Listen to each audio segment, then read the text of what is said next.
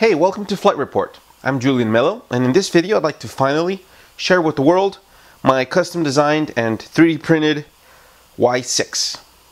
It's a 660 class multi-rotor, which means there's 660 millimeters from motor shaft to motor shaft.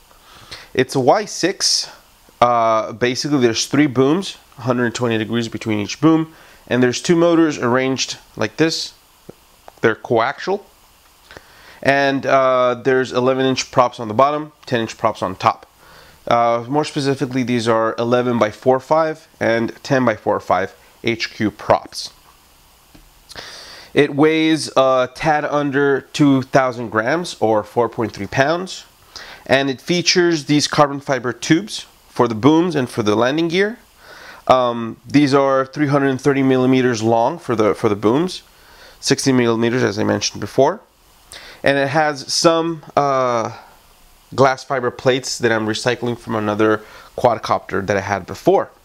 As you can see on the bottom, it has a 3-axis camera gimbal to hold a GoPro. This is a GoPro 4. I also have a video transmitter so I can monitor the footage that comes out of the GoPro. For a flight controller, it uses a Flip 32 clone. I believe it's called the Dragon 32 Pro from multirotormania.com. Now, some of the delays in actually finalizing this design involved the design of the landing gear. I originally wanted the landing gear to retract to be able to rotate the camera, the gimbal, 360 degrees, but then I quickly realized then that when you retract, the landing gear interferes with the props. So I shortened it out and I tested it. Didn't really work out, a little too flimsy. So I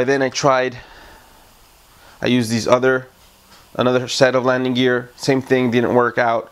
So I just printed some holders and added another carbon fiber tube. So that's the actual landing gear.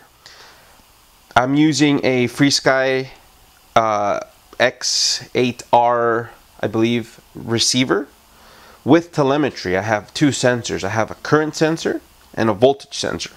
The current sensor actually measures how many milliamps have been consumed, reports that data back to the radio, and the voltage sensor has a little screen here, and it reports the voltage of each individual cell, and it also transmits that information down to the radio. It tells you the voltage of the lowest cell.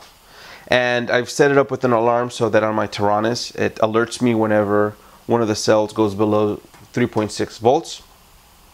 And with the flip of the switch, it also tells me via voice how many milliamps have been consumed.